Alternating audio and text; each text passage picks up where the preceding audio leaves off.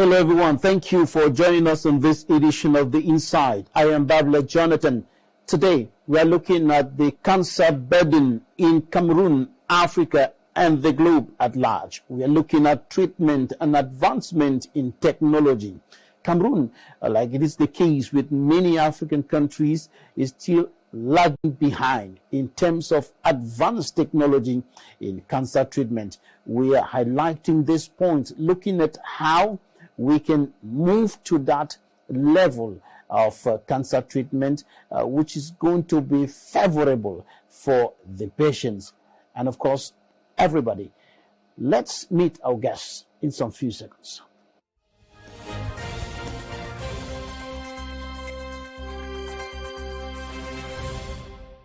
Our guest today is Professor Paul MOBIT. He is a professor of oncology, physics and radiological sciences. He's an oncologist, a cancer professional, founder of the Cameroon Oncology Center, a center that has been declared as one of the centers of excellence by the Ministry of Public Health in the Republic of Cameroon as far as cancer treatment is concerned. And our guest is very passionate about cancer treatment and is carrying out a lot of investment in cancer treatment. He's going to tell us more about that. Professor, welcome to the program. Thank you very much, Jonathan, and thank you for inviting me.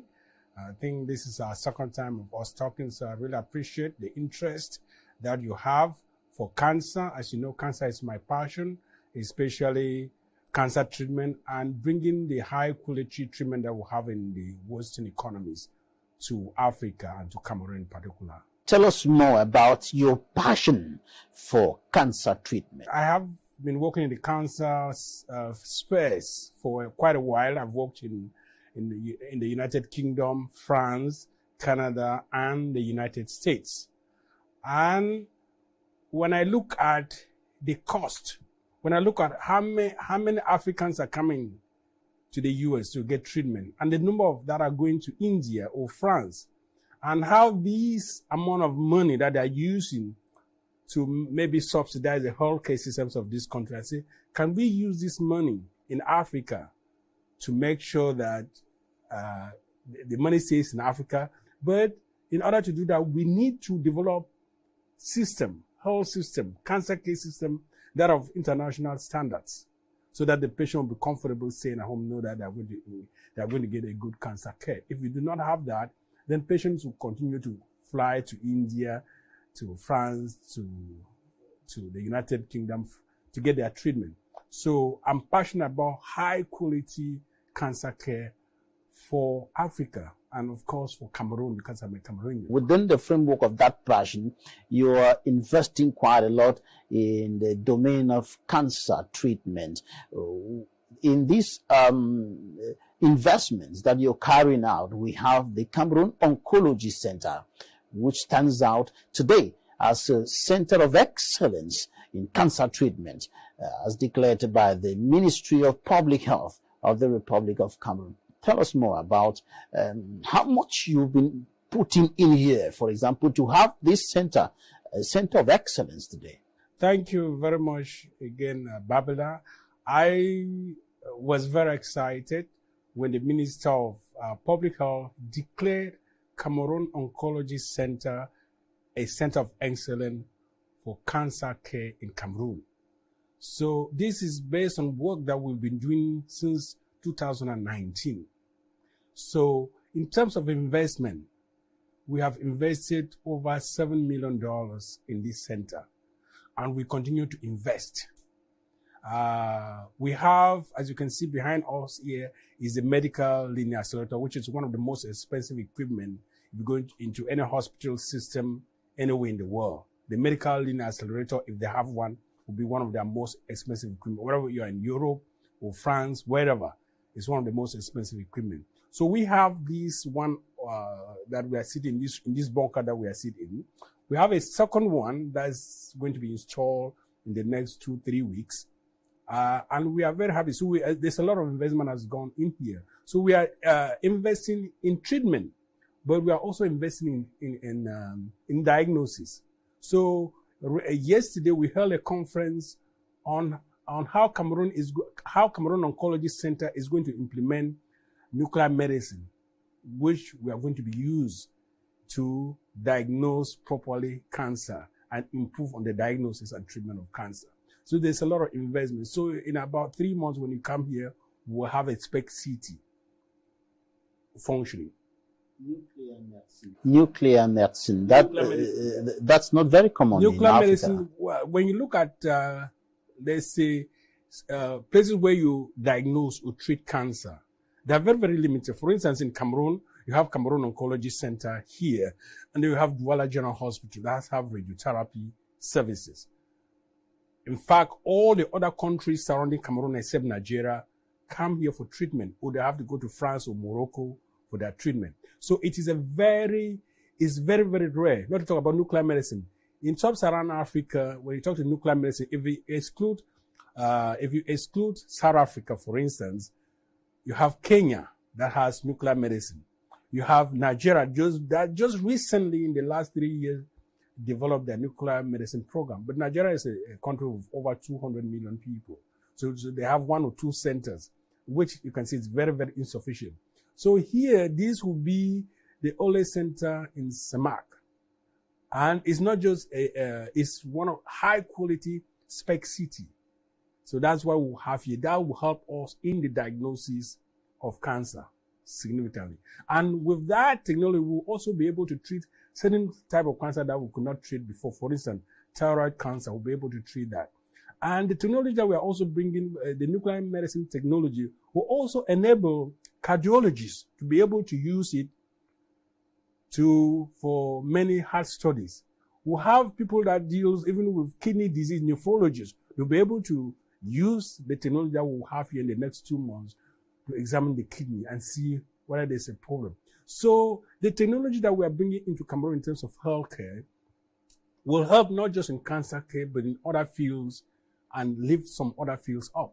So we are really... Give us an understanding of what nuclear medicine is all about.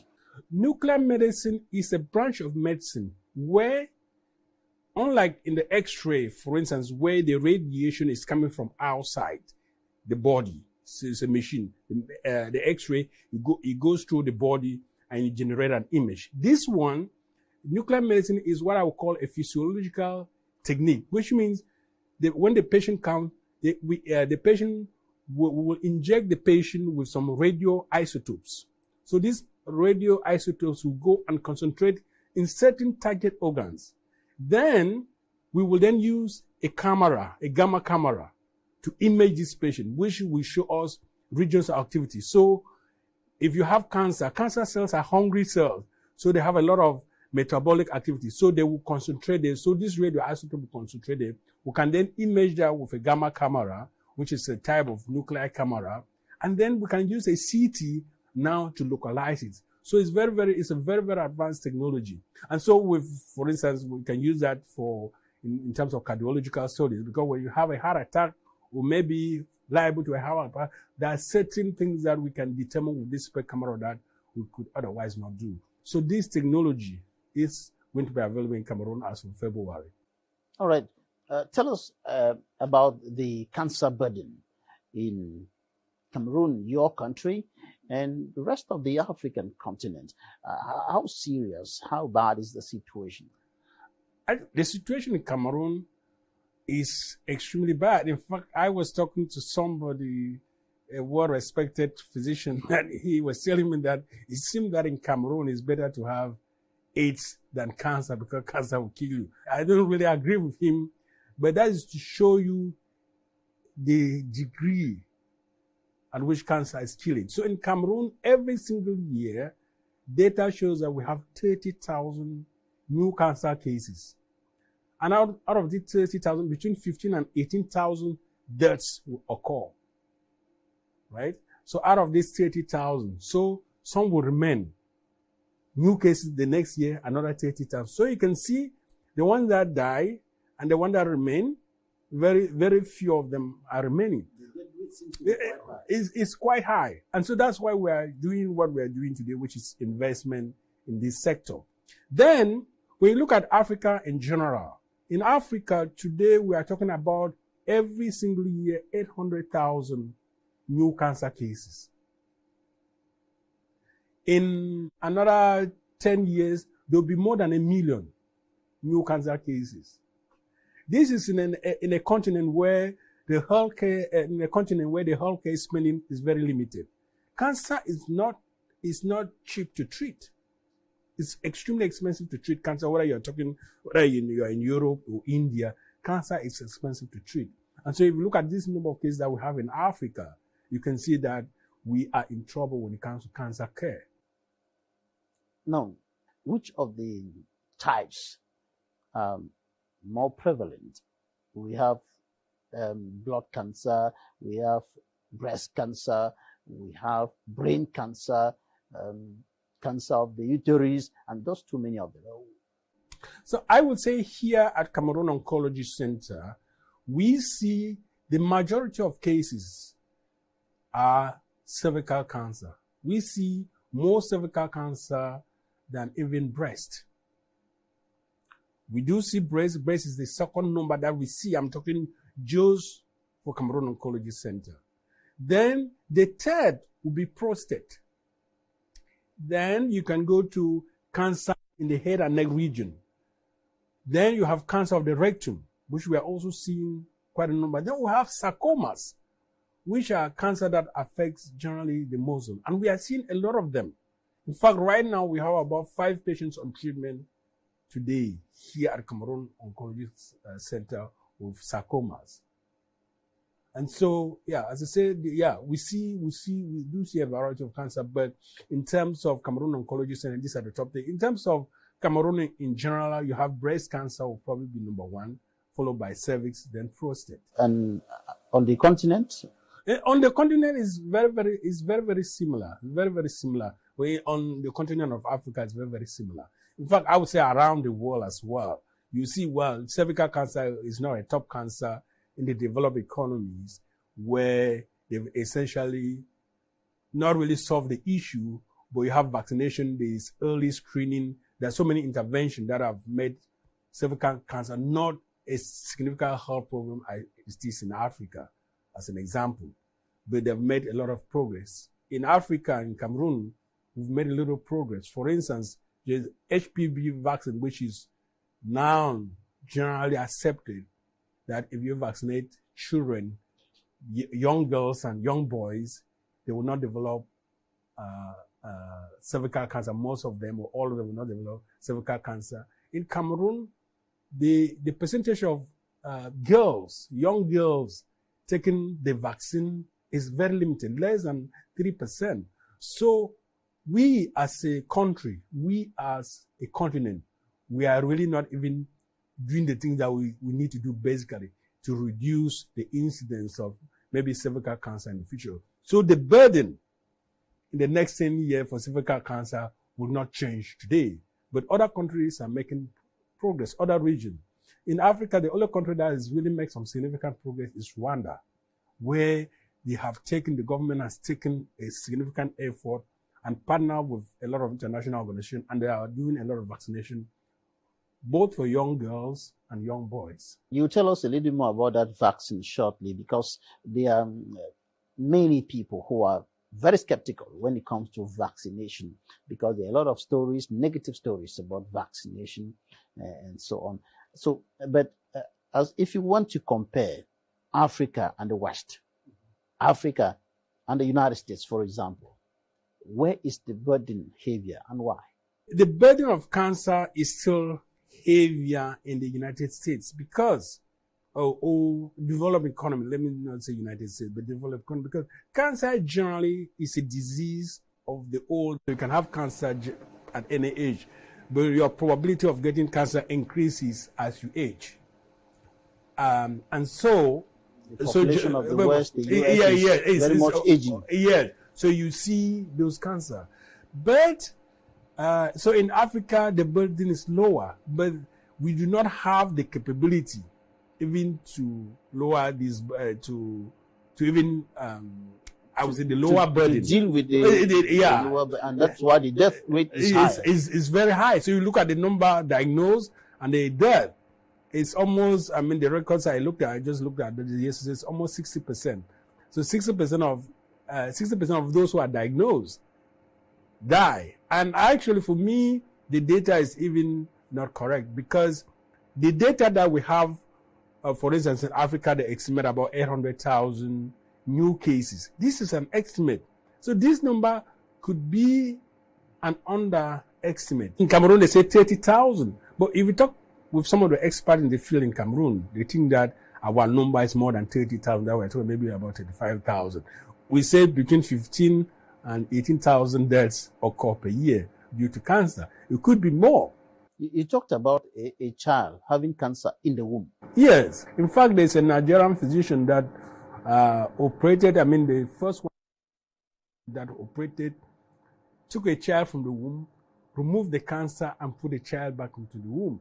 Just to tell you that cancer can occur at any age, but we know as a fact that cancer, the risk of getting cancer increases with age. Now, let's talk about the causes. The causes. What are some of the factors that create the enabling environment for cancer to develop? Well, I would say the way I look at it is that for cancer, there are certain that cause cancer that are from within us. And so these are not things that you can change. Hereditary. For instance, as a black man, your probability of getting cancer is much higher than a white man of the same age. And it's been shown that when you get the cancer, you are going to get the cancer earlier as a black person or a person of African heritage. And the cancer tends to be more aggressive than a white person. So these are things that Mr. Babala cannot change, right? It's in you. We cannot change that. Then you now go to the things that we can change. So you have the environment. You have the things that we eat. We have this, our social lifestyle.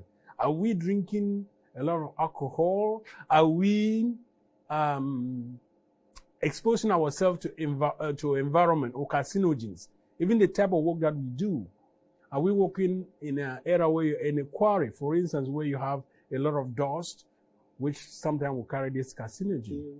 Yeah, and you inhale them. So there's so many things. Air pollution. Air pollution, for instance, as an example. So women who work in the sex industry will tend maybe to have higher incidence of cervical vaginal cancer because of the exposure, right? So all of these things play a role in terms of getting the cancer. In terms of eating habits. Yes. What are some of the eating habits that favor the development of cancer? I think it's generally accepted that foods in high fat, but food in higher in fiber type food lower the incidence or reduce it, but high fat diet. So if you look, for instance, you look at the incidence of cancer in France and in Britain, which have similar economy, a similar life expectancy, you see that the manifestation of certain cancer or the incidence of certain cancer, maybe breast, is different between France and Germany, right? You know that the incidence of cancer in the stomach, for instance, is higher in Japan than in the West because of the food that they eat, which contains a lot of salt. So people of Vietnamese origin, as an example, have a lot of stomach cancer. In fact, in the areas that I've worked in the US where you have a significant Vietnamese population, you see that the incidence of stomach type cancer is more among them, even though compared to the general US population, that you do see them quite in the hospital for cancer for those types of just based on the high salt content of their diet. Right. It is generally said that prevention is better than cure. So I want us to talk about prevention before we go further into talking about treatment. Prevention, what are some of the preventive measures that we can take to keep ourselves away from cancer? I think we've mentioned one of them, which is HPV vaccination for the young girls. So we need to prepare our young girls and our young boys for the future less of cancer. So that's the first step in terms of the next 15, 20 years. Then we need to look at, are we exercising enough? Are we eating food low in fats, right? Are we keeping our weight in check? Our other whole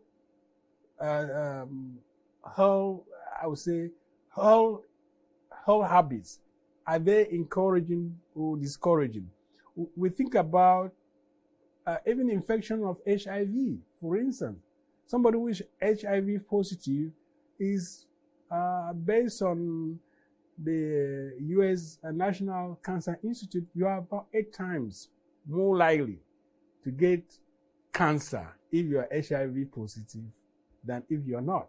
So these are some of the things that we need to do. And if you are HIV positive, but taking measure to make sure that you're getting you're taking your medication regularly, then you can also reduce that. But these are some of the things that surrounds cancer that we need as a population in Cameroon and Africa, we need to take care of. All right, Prof, I want us to go to the newsstands now, and we are going to take a look at what the newspapers, we are looking at what the newspapers reported this week. And after that, you're going to tell us how safe is the vaccine for the young girls. Stay with us.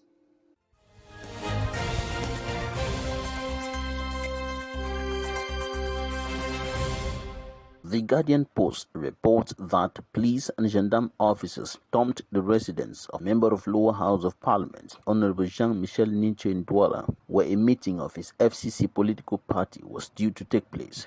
And the president of the Cameroon Renaissance Movement, CRM political party, Professor Maurice Kamto, condemns that as illegal invasion of privacy. Municipal Update tells its readers that the Norwegian court has rejected the bail plea of secessionist leader Ayabacho. The Horizon, speaking truth to power, Cleda laments collapse of Cameroon's political and social life. The Archbishop of the Douala Metropolitan Archdiocese of the Roman Catholic Church, Samuel Cleda, demands free and fair elections and an end to injustice, corruption via a change of mentality. The Post, nail perpetrators of crimes against journalists, trade union urges government. The Sun newspaper reports that President Paul Biya is among the top 5 longest-serving presidents in Africa. At 42 in office, Biya is currently second longest-serving president in Africa after Equatorial Guinea's Obiang Bazogo, who has been in office for 45 years. According to Cameroon Tribune, researchers are thanking government for reviewing their research allowances. As reported by the Guardian Post, the South region endorses Biya for 2025. The head of the Cameroon People's Democratic Movement, CPDM, South Region Permanent Delegation, Professor Jacques Famendongo. He was accompanied by ministers Louis-Paul Motaze, Jules Dorendongo, Minette Libom Lilikeng, Georges Elanga Obam, among others.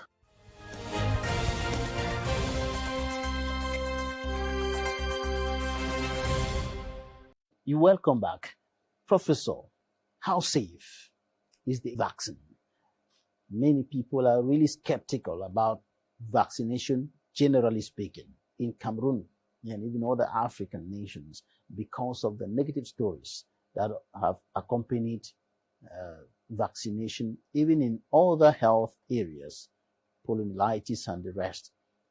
How safe is this vaccine? Mr. Babila, I am not an expert in vaccines.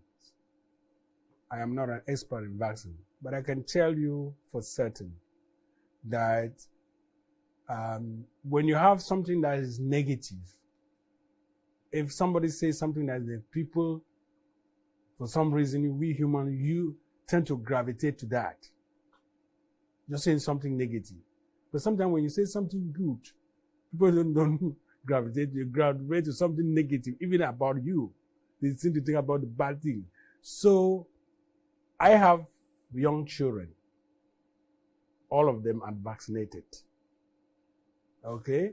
In the United States, if you do not vaccinate your child, they will not let that child go to school. That's the first thing they check in almost all the states.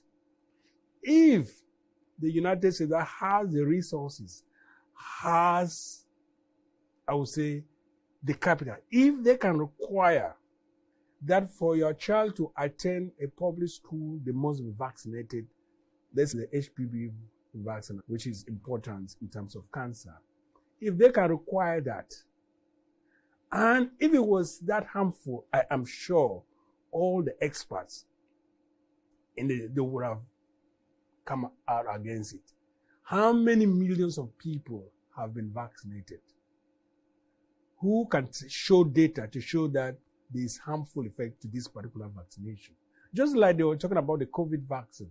I have taken all of my vaccine. Yes, when I took one, I had a temperature, but that is fine. The benefit to me and to society for me vaccinating was more important and more advantageous than me not vaccinating. So people talk about vaccine, the negative. For me, as I say, I'm not an expert, but I think that this is overblown. People say, oh, when you vaccinate young girls, they are not going to have children. Then the Americans will not be wanting their children to be vaccinated. The Chinese will not have their children vaccinated. But if the Chinese, the Americans, the French, who are we here in Cameroon to say that somebody who maybe is a host on TV say, I cannot vaccinate because of this, he becomes the medical scientific expert? That's ridiculous. So, in a nutshell, the HPV vaccine is safe. It is safe. In my opinion, if I can have my own children vaccinated, why would I? I mean, if it was not safe, why would I allow my children to be vaccinated? Or I have 3 kids, all of them are vaccinated. All right, let me just open a little bracket here. We are not talking about COVID, but let me just open a little bracket here for you to clear the air on something, information that has been going viral on social media. Suggesting that all those who took the COVID-19 vaccine already have a determined lifespan. Their lifespan has been demarcated somehow, so to speak. So they're going to die after a certain. Well, Mr. Babila, I am a scientist by training. I have published a lot of scientific papers. I am sure many other people have done the same. Somebody cannot come on to TV or radio and say things that have no scientific basis. It doesn't mean that science has an answer to everything. But for somebody to come and say that because you do a COVID vaccine, your lifespan, this is rubbish. This should not be on TV because it is misinformation. And you know, I believe there's a law in Cameroon against misinformation. So this is, to me, misinformation. It should not be anywhere in the public sphere. It is not true. It's not true. Okay, let's talk about the treatment of cancer, which as of now is still very expensive, especially for Cameroonians and many other Africans who are, most of them, living below the poverty line. So tell us more about this, the treatment of cancer, the evolution in the treatment of cancer. As I indicated in the beginning, that cancer is extremely expensive to diagnose and to treat. This is a fact. We cannot run away from it.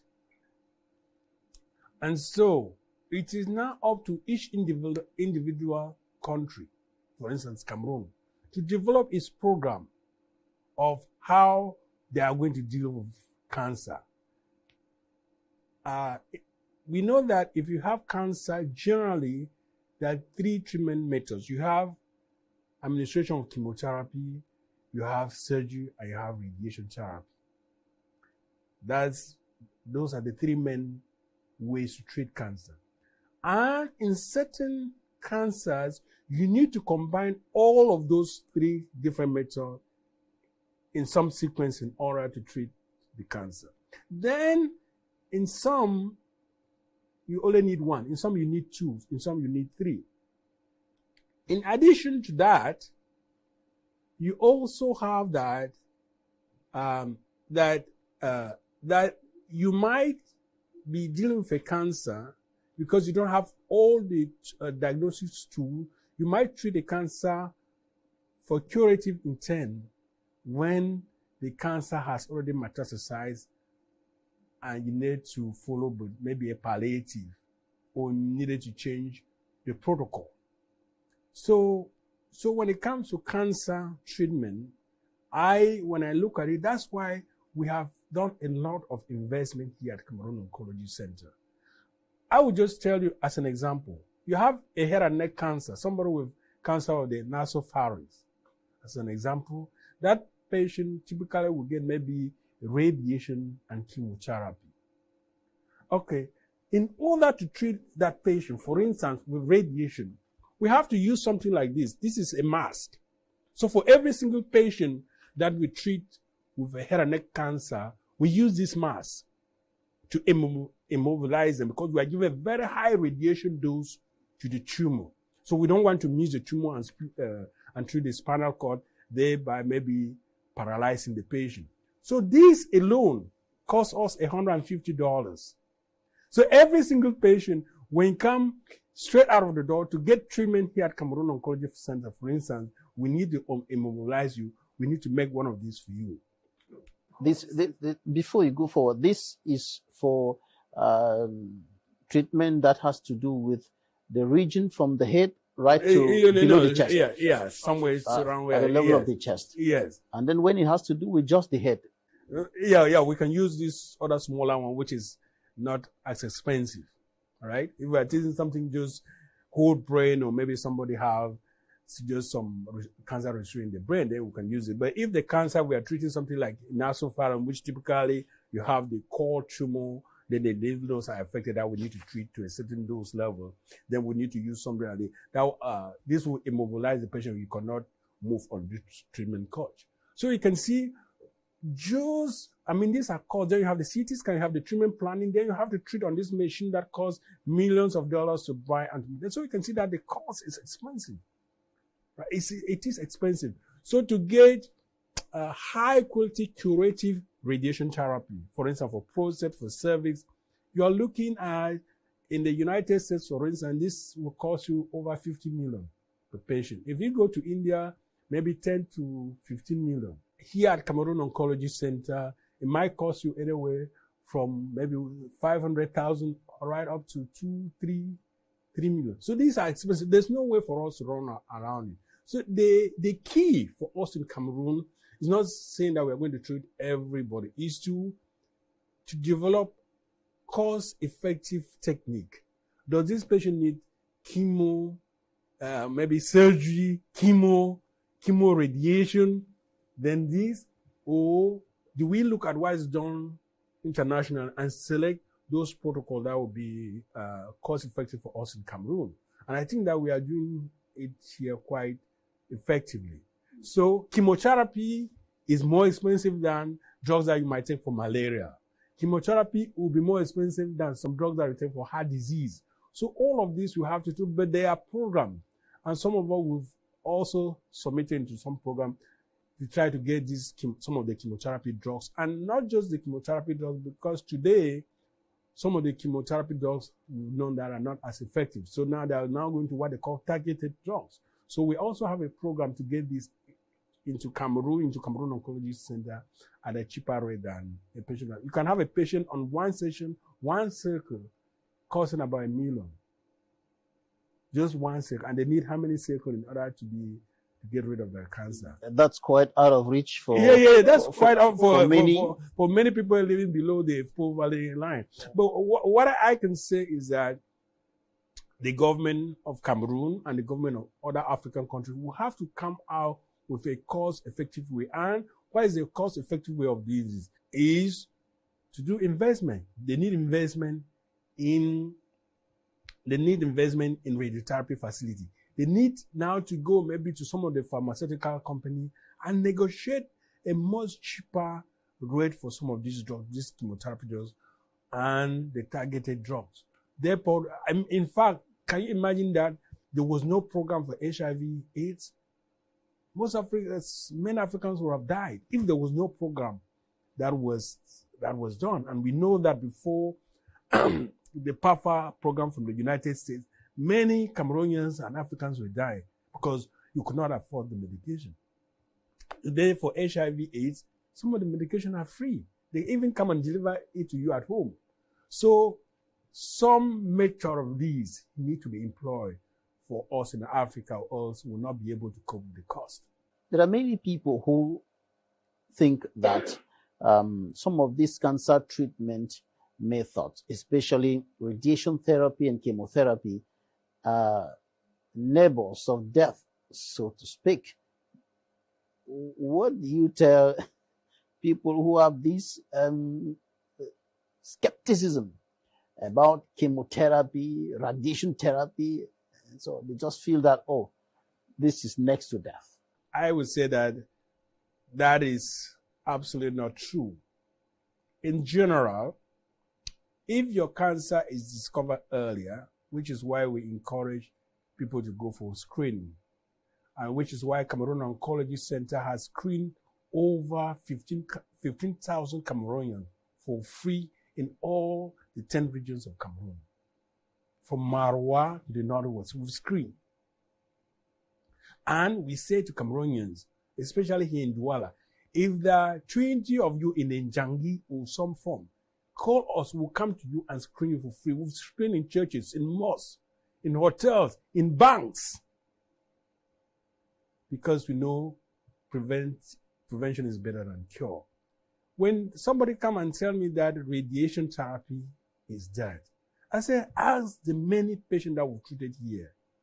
Not everybody that we've treated here has been cured, but a majority of them have been cured.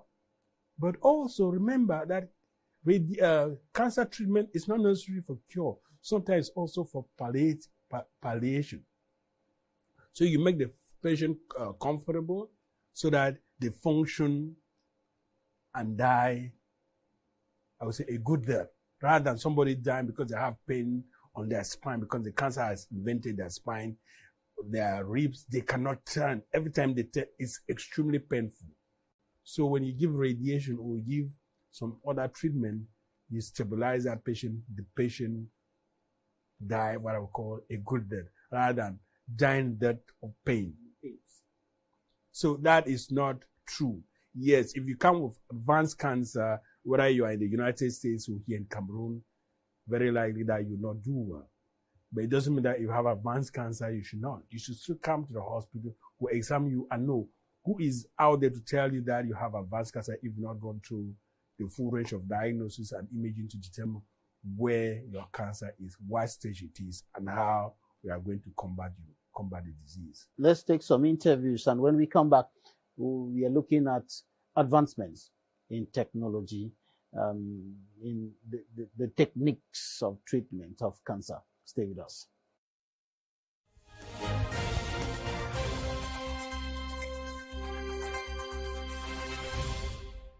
They have not been economic achievement. When I talk of not being economic achievement, we're talking about 42 years. What would have been achieved in 42 years? Other countries have achieved that in 5 years. What would have been achieved in 42 years? Or better still, what has been achieved in 42 years? Some countries have achieved that in 3 years.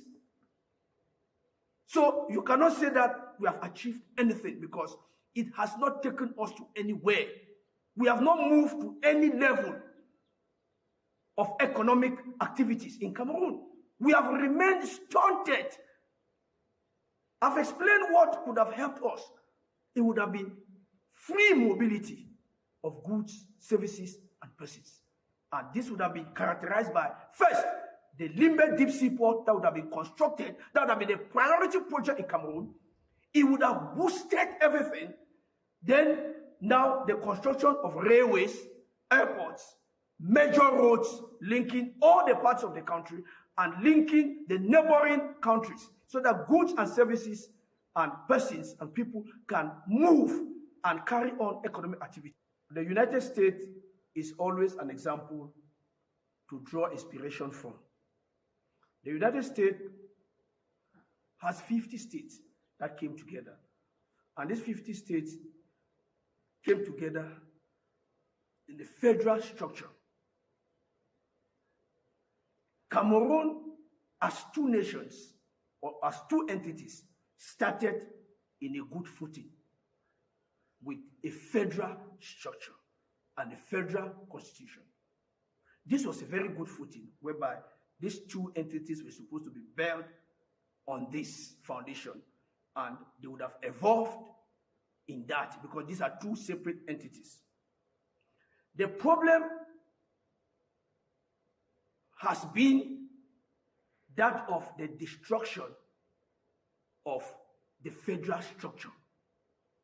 The federal structure that was put in place was unique, it was ideal, and it was good for these two entities to coexist together and to work, allowing the two cultures, the two diversities, to grow according to how those diversities are. But the problem that occurred, which I wish to say, that's why we cannot fake national unity. National unity was the two federal states or two federal systems. That is national unity because these two entities united, they came together to work together. That is unity. There's a difference between absorbing a state and living in unity. Things that are united still have their identities. But the problem which we have in Cameroon is the fact that national unity is preached out of context. National unity is declared out of context. The context of national unity is the context of federation. That is why you can classify the United States of America as national unity, because the parameters, the characteristics of those separate states are still there, but they are united. They are united in purpose. They are united in vision to go ahead and build their nation. So when you destroy federation, you can no longer talk about national unity. You can rather talk about assimilation. It means another state has been assimilated because what guaranteed national unity was the federal constitution and the federal structure. That's what guarantees national unity. There's a difference between oneness and united. When you are united, you are, for example, if two things unite, they still remain two, but they unite in the agreement of unity. But when two things become one, it is no longer unity. It's now one, because there's a difference between unity and oneness. So what we find in Cameroon now is the purported oneness, which is wrongly called unity. The Ayejo regime destroyed national unity. Then assimilation continued with the Bias regime. So the Bias regime, if the Bias regime was wise, they would have gone back to the federal structure and remodeled it. That they would have succeeded if they went back to the federal structure and remodeled the federal structure in order to suit both sides and move ahead. Rigor and moralization is a failure, and the reason for its failure is because of the final outcome. The final outcome has been corruption, embezzlement of state funds, mismanagement of state resources, which are outcomes that defeats the purpose of rigor and moralization. Especially the issue of moralization is defeated because moral and ethical persons do not go into corruption, do not go into embezzlement, do not go into mismanagement of state funds, state resources. So this goal or this objective failed over the past 42 years. We did not have a nation that operated under rigor and moralization. Instead, we had a nation that had been infested by by corruption, by embezzlement, and by mismanagement of state resources, which has actually plunged the country into a deep mess. Talking about democracy, it means that you should have democratic structures. And in Cameroon today, we don't yet have democratic structures because, for example, we have ELECAM. ELECAM is not an independent electoral body because all the members of ELECAM were appointed by the CPDM leader instead of being elected. Because when you are elected, you are accountable to the people that voted for you. But these individuals were all appointed. So it means that they are not independent. They pay allegiance to the person that appointed them.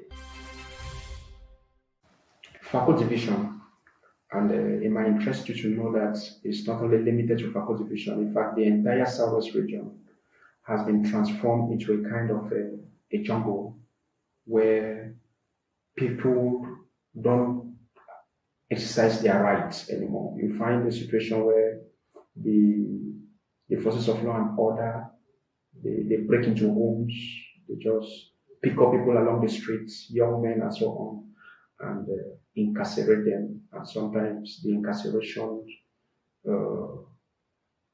last for such long periods that are not contemplated by law. We think that when we come into office, we shall look into all of that.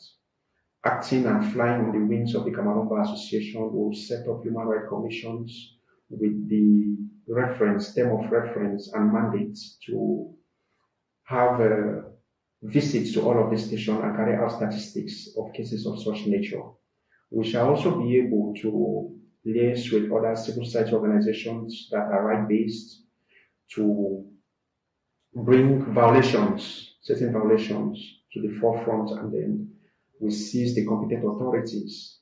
So in that process, we'll be able to check such violations. We think that the population has immense confidence in the lawyers within FACO division, and we shall be able to ensure and, when necessary, to institute actions that protect and preserve their rights. FACLA means FACO Lawyers Association. It's a group that embodies all the lawyers with professional residence in FACO. And FACO is our territorial jurisdiction. It is the bastion of our practice. We have to make the atmosphere enabling and conducive for lawyers to do their job. Lawyers should be able to respond to distress calls and SOS calls for interventions at all the centers of investigations in the FACO division without having fear. One of the aspects of capability and ability to defend others is that you should be able to free yourself from fear. And we have to create that enabling environment for lawyers. You must have known that lawyers within this area, they also have notarial practice. Every lawyer is qualified to carry out his job as a notary.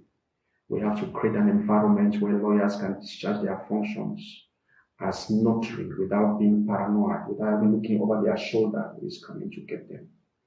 That is why we are coming into office. We are contending to lead FACLA to this kind of environment to enable practice and to cause the respect for the rule of law. In the absence of the rule of law, no lawyer can practice effectively. We are coming in to ensure that the environment is good enough for lawyers in FACO division to perform their duties as advocates and as notary.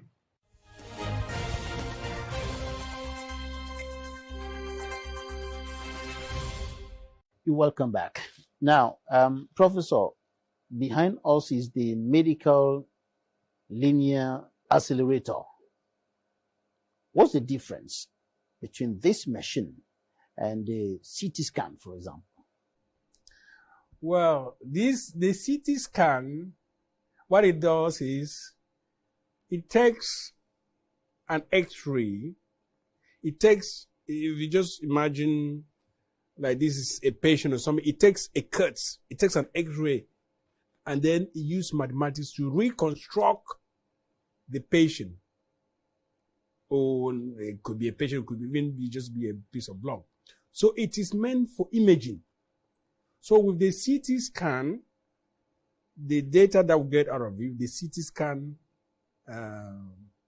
data, we are able to use that to view whether you have some cancer or maybe your bone is broken here or the liver. All of these things you can view with the CT scan. It is not a treatment machine.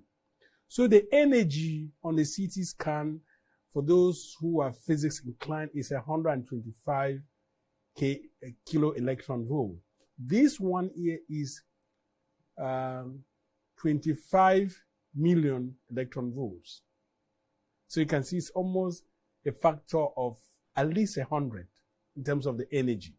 So the energy coming out of this machine, which is meant for treatment, is very, very high.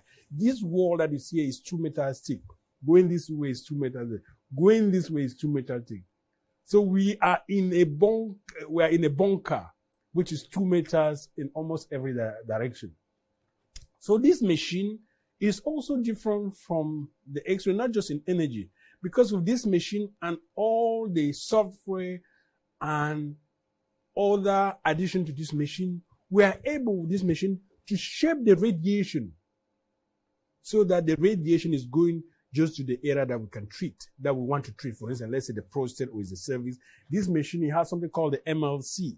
So you can shape the radiation to conform to the shape of the cancer. The cancer just doesn't come in boxes, right? The cancer comes in many shapes, and it might follow the anatomy in some. For instance, prostate cancer will follow the anatomy of the rectum and the way the bladder is shaped.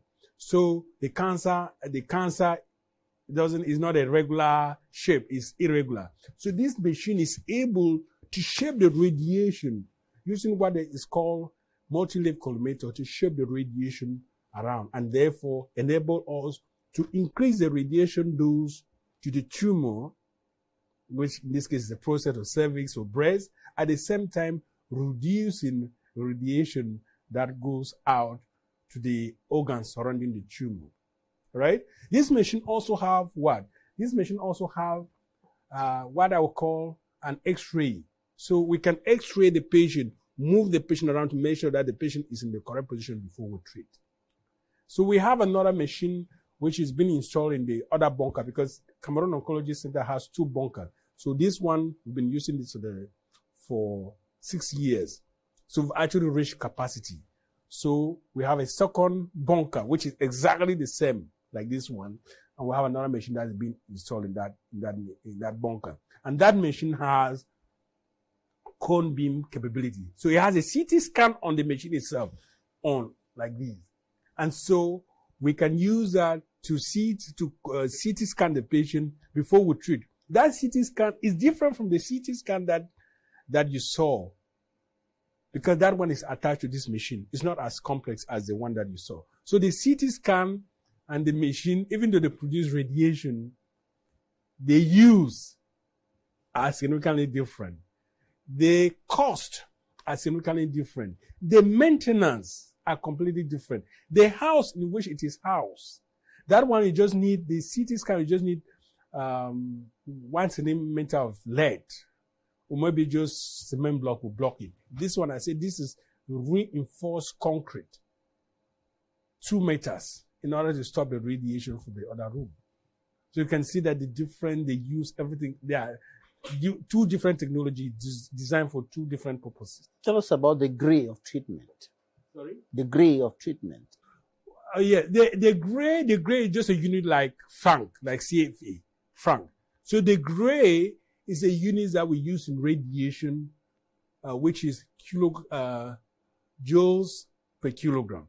And that dose, that radiation dose, is for curative intent, is according to the gray. So, for example, a prostate patient that comes to Cameroon Oncology Center or go to other centers like Cameroon Oncology Center would typically be given a dose of about 76 to 80 gray. So this will be fractionation. So they come every day for 38 days or up to 42 days. That is a gray. So that gray is a measure of the total dose of radiation that the patient is getting. And in this particular case, it also, because when the radiation oncology prescribed, he said that I want the prostate to get 80 gray. So this 80 gray is internationally accepted. So before Cameroon Oncology Center started treatment in 2019, we had to make sure that 1 gray in Cameroon is equivalent to 1 gray in the United States. We had to do an intercomparison. And we demonstrated that our dose, the way we've calibrated this machine, is as any machine calibrated in the US. Because I'm based in the US, I follow the US standards. But I could have followed the International Atomic Energy Standard, or even the UK or French standard. But I decided, because I'm used to the system, to follow the US standard. Does this machine enable you to treat patients at a higher grade? Of course. This machine, as I say, when you do radiation therapy, so what is behind radiation therapy? Radiation will kill cancer cells and non-cancer cells. So in order to use radiation as treatment, what you have to do is you have to optimize or maximize the radiation dose that go to your tumor or to the cancer, and you may minimize the radiation dose that go to the organs surrounding your cancer that are not cancerous. So this machine will enable us to do something called inverse optimization. So we'll tell the computer that we want the prostate to get, let's say, 80 gray, and I don't want the femoral head or the bladder to get a certain maximum dose or a certain volume of let's say, the bladder or the rodent should not get a certain dose. Then the computer will go behind and optimize that and bring us a solution. You can only do that on this machine. This machine will be able to use that computer-generated plan, which is what is called radiation treatment planning, to generate a good plan. So, for instance, if I give this machine to another hospital in Cameroon to treat cancer, and they do not have that treatment plan, they will essentially be operating like somebody who has a Cobol 60 unit. Because in order to use this machine, this linear accelerator, to its fullest capacity, you must be able to do advanced treatment plan, which is what we do here for every single patient. As I'm saying, if I'm not going to worry about immobilization, for instance, if I'm treating a patient in a Cobol 60, for instance, I can only give a dose, maximum dose of maybe 45 grays or 50 gray. I don't need to immobilize the patient. I can just give, because I know that I can not exceed my spinal cord tolerance, or else the patient will get paralyzed. So I don't need to put this patient into mode. The reason we put the patient, for instance, a head and neck patient, into this mode is because we want to maintain the dose that the spinal cord gets, at the same time increasing the dose to the tumor that is located somewhere in the head and neck to 70 gray. So that is modern oncology. And then when you use imaging, they call it image-guided radiation therapy. So these are stuff. And so here, we've also, here at Cameroon Oncology Center, developed technique that we are now teaching other centers around the world on how to use that technique. And this is called spatial fractionation radiation therapy. So I've been at the IAEA, and I've taught this technique. It's a technique that was developed in the United States, and we've simply just optimized it for the cancers that we have in Cameroon. In the same vein, you're working with some Nigerians, Ghanaians, Kenyans, to put in place a protocol on cancer treatment, a protocol of cancer treatment. Can you tell us what that is all about? I think one of the things that, in most branches of medicine, most of these protocols were developed outside of Africa, whether it's malaria or what, and we just can, maybe not malaria, and we just use those protocols in Africa, right? Maybe the people that they use the protocol on were not Africans. Who tells that a white patient and a black patient, the disease manifestation is the same. It might be different. And also for us, especially in cancer care, we have looked at, let's say, cervical cancer, which is an area where we are seen, as I say, is the #1 cancer that we treat here at Cameroon Oncology Center.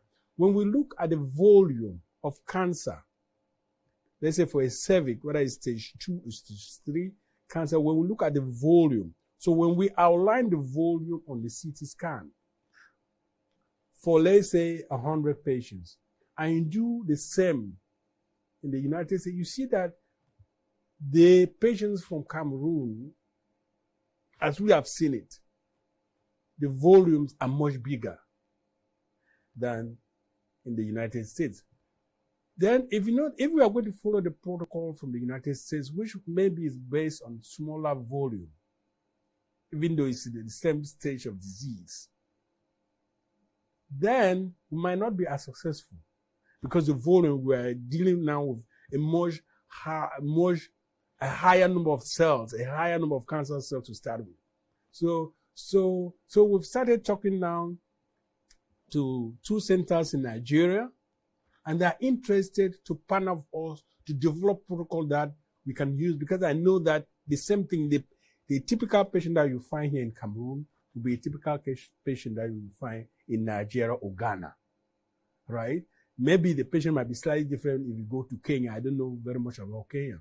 So we have to collaborate as Africans to come up with protocols that are suited to us. Maybe we need to increase the dose. Maybe we need to plan this patient differently in terms of radiation therapy. All right. So we're going to wrap up on this. You already started talking about it, but I just wanted to emphasize a little more on how the Cameroon government, for example, and the governments of other African countries can upgrade cancer treatment, can upgrade healthcare in the domain of cancer treatment. You started talking about investment, and we know that there are many persons, especially those who are well-to-do, the authorities, when they have very complicated cases, they are rushing to the United States, they are rushing to France, they are rushing to India, and so on. So what can be done as a matter of urgency, because we are talking here about human life. We are talking about human life, and it shouldn't be a thing to keep for tomorrow. You are absolutely right. As I say, my passion is cancer. So for sure, I want the government of Cameroon and the government of all the other African countries to devote a lot of resources to cancer. But I am not also naive to say that if I'm going to spend, let's say, 10 million francs, as an example, to treat maybe 10 patients, and maybe that 10 million can also prevent death of maybe 100,000 people living with maybe that have malaria or something.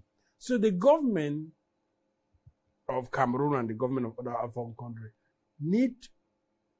will have to make some choices. I do believe that they need more investment. They definitely need more investment than what is going on. Cameroon should have probably 2 or 3 centers. What about Congo Brazzaville? They have none.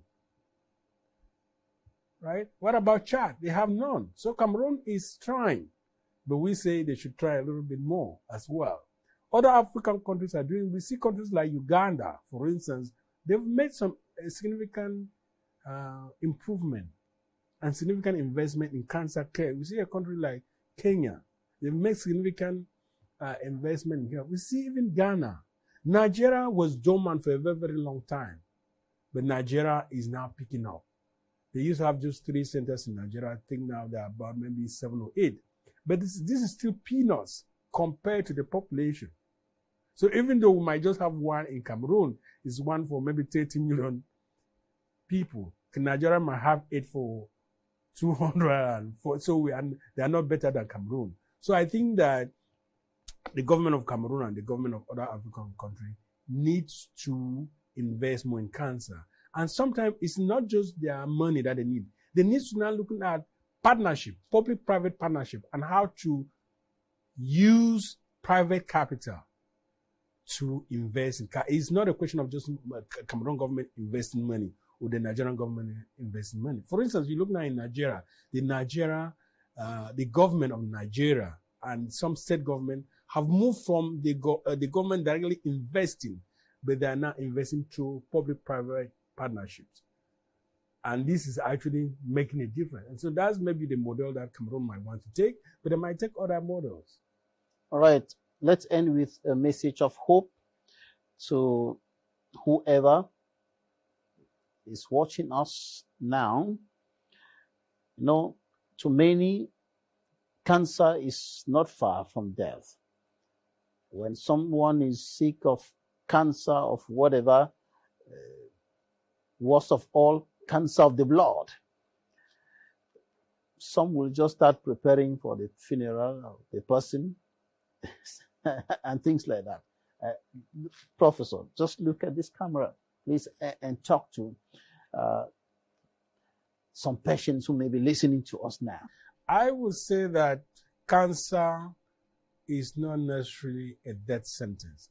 That cancer is being treated here at Cameroon Oncology Center and in other institutions here in Cameroon. And sometimes you do not have to go to India to get the care that you need. Sometimes that care is available locally.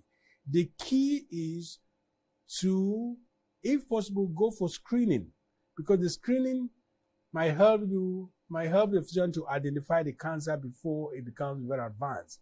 So cancer can be treated, and the patient live years and die of a different cause than cancer. But the key is to go to the right place for diagnosis, the right place for treatment. Don't stay silent. Talk to the physician. Listen to your body and respond to it. Thank you so much, Professor. And we'll not forget to remind our viewers that prevention is better than cure. If we can avoid as much as we can alcohol, too much of it, of course, too much of fatty foods, salty foods, that will have a great deal. Absolutely, that will help. Thank you, ladies and gentlemen, for staying with us. That's it for today's edition of the program. You can follow us on our social media handle on Facebook and YouTube. You can also follow the rebroadcast of the program on Friday at 5 p.m. Thank you so much for your kind attention. Do stay with us on Equinoxe Television. Goodbye.